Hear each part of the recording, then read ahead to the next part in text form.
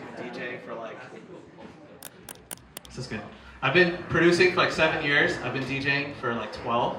And the reason why I'm talking about this topic is because I've had a lot of experience with labels. I've worked with labels like Future Bass Records. I've worked with labels like Blanco y Negro. If you don't know them, they help run EDC Mexico. There's a couple other notable ones. Basically, if you see a song on my Spotify, it's signed, because I don't like doing self-releasing because I'm lazy. Okay, all right.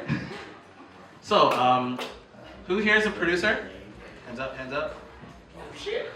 And who here is interested in working with a label? All right, this is good. You're all signed. QC first. Okay, so basically what a label is, it's a bank. They have money to put behind your projects, and it's also a system. They have a fan base of their own, they have social media, a marketing strategy, and they have their own playlist. It's also a team, usually consists of legal, distribution, marketing, talent development. And the reason you would work with a label, because you would be trading your royalties, on average is 50%, to gain access to their system, their fan base, and their team. So when to release with a label versus self-release, if you value your independence, don't sign with a label. If you have your own personal marketing strategy / system, like Alex Cade was talking about, like if you look at Larion, me personally, I wouldn't advise them to sign to a label because they're already confident in what's working. And then if you value keeping streaming revenue, aka you want 100%, you don't want to give up any money, don't sign to a label. Cool? And I guess the next point is, when are you ready to sign to a label? Music versus presence. So where are you at in your journey? Are you confident in your music? Are you confident in when you do a show? Are you confident in your branding on social media? Are you confident in the things you put out? Have you defined yourself musically? Do people enjoy your music / shows? What does your growth look like? Have you been stagnant for a long period of time? Or have you been slowly making progress? And how serious are you about your music / project? Is it something you do for fun? Or is it something that you're like, you know what, I want to be the next big thing? And remember, just because you don't get signed, it doesn't mean your music is bad. Maybe the label you pick to work with, it's a mismatch. Maybe they have a different niche that you don't adhere to. Maybe they're not happy with your mixing and mastering process. It happens to all of us. I sent Chill a song, she really liked it, and then the day of her show, she's like, I was gonna play it, but the mix and master was kind of bad, you should probably send it out. Like, it happens to all of us. She's like, it's a good song, but the master it needs work. And then the label believes you're not ready based on their parameters, whether they look at your social media, whether they look at your music. So yeah, but just because they don't accept you, doesn't mean you're bad. We're all always one song away from being the next big thing, so always keep pushing and always keep grinding. And where do you contact these labels? So these are kind of things that as I've gone throughout the years, kind of my favorites. So Label Radar. Label Radar is probably the easiest one. You send demos to multiple labels at once. You pick which 20 seconds they listen to, which is important because if you send it to them via email, they'll listen to whatever section they feel like listening to, and if they don't like it, whatever. But maybe you're like, hey, like at 1 minute and 26 seconds, this is where the song really shines. They might not even get there, so that's why I like this. And usually they respond within a week. Track Stack, which is similar to Label Radar, but there it's a little hard to get a response because it's like the major labels usually work on there. And then email / meet in person. This may be the hardest one to do because, you know, depending on the email timing that you send it, depending on whether you can meet with people, and it takes time to find their contact information. Something I've been doing as of recently, ChatGPT cheese. I know you like this, Leo. So you can search for labels in that genre, the top labels, and you can have them list the websites and the rank. So for example, here I searched top drum and bass labels that accept demos. It gave me a list, it gave me the ranking and all their information to contact them. So, you know, if you're interested in doing that. And what to look out for if you do pitch to a label, they accept your demo, and then you guys start working on a contract. Step one, if they ask for money up front, run. Just run, okay? Unless it's for a service. For example, if they want to help mix and master your song and they're asking you to pay a certain amount of money and you're okay with it, do it. But like if they're asking for a promo package, if they trusted in your music, they wouldn't be asking you for money. And the promo package they usually offer is for streams. If they guarantee you streams, it's bots, which means there's no real growth. You're just getting a number with nothing attached to it. And research artists on label. Do they have what you want? Like, do they have the numbers you want? Do they have the things that you want? And then when they reach out to you, does it sound like they typed a message, or does it sound like they just copy and pasted? Maybe they didn't even change the name, it's just hey blank name, right?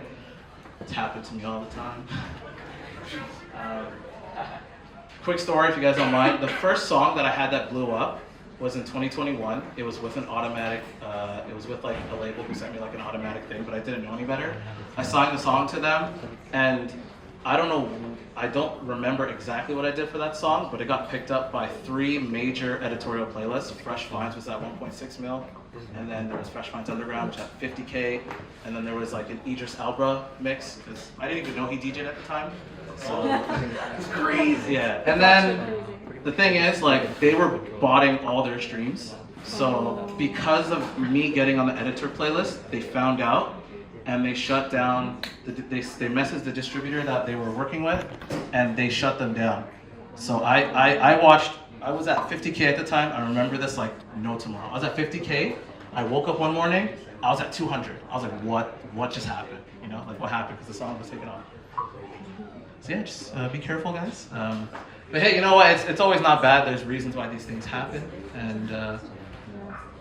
And with that, all that being said, the scary stuff, Jstdrmn label.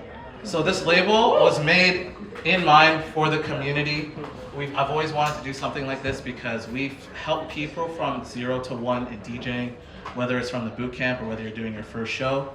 And I've always just wanted, like, hey, you know, we talk about helping musicians, but like producers, we don't really have a way to kind of help them.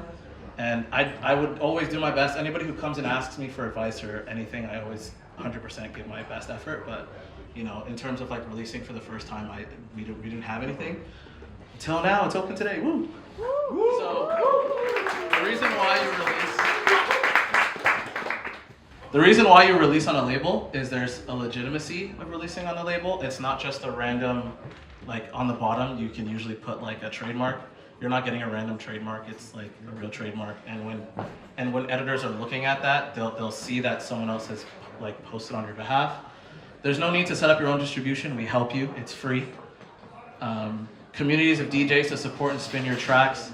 There's like hundreds of us in the community. Maybe, I'm not sure how many people are in this room exactly, but everybody here, if you've had a chance to talk to everybody, they're very open, they're very welcome, and everybody's willing to help you. And marketing support, we have CL, our project manager. He helps me a lot with that. So cross promo between artists. We're gonna host some remix contests, collabs, gigs. We're gonna do some cool stuff. Production retreats coming soon. And label services, mixing, mastering, cover art. We actually got Kevin. Is Kevin still here? Yeah. So he's gonna be the one doing our artwork. So it won't just be like AI. Like we'll have a meeting based on the vision you want for your music, and then we'll sit down and we'll show you the process. It won't just be like, hey, here's your cover art, have fun. And it's like, oh, well, it's kind of ass. You know, we don't want that to happen, right? And then playlisting. I've had over 10 editorial playlists. I'm gonna try to use my know-how to help you guys get your first editorial playlist as well. And our second release is with CL, Cass, Can't Let Go.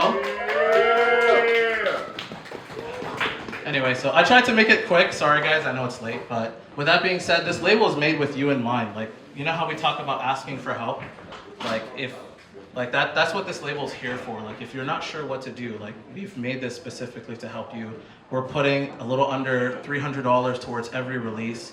Like, we're putting as much effort as we can. Like, I don't get paid for it. Charles doesn't get paid for it. Kevin, like, you're probably getting paid for it. We have to pay you. You know, like, we're investing in each release. Like, I'm the artist manager, but I have an artist manager to help make sure each release is perfect. And then every time you sign with us, we're gonna encourage you to play a Jstdrmn show to promote your release, like play your music. If anybody has ever talked to anybody and drilled it enough, if you're ever playing with us, I say play your song, play your song, play your song. Oh, but the theme is this. I don't care. Play your song. And don't be afraid to reach out. Like, my DMs are open. Charles' DMs are open. Maybe, I don't know. We'll see. Yeah, we'll see. Yeah, but if anyone's ever asked me, like, I'm always down to help. Even if you just do decide to not sign with us, or if you want help, like, signing to another label, I'm open ears. Like, I have no ill will towards anyone. I just want to see people in this community grow, shine, and experience kind of the same things that, like, me and Charles and Alex Cade, like, we want that everyone to have that kind of experience. So, yeah. With that being said, if you would like more information, you can scan the QR code. But yeah, any questions? Any questions?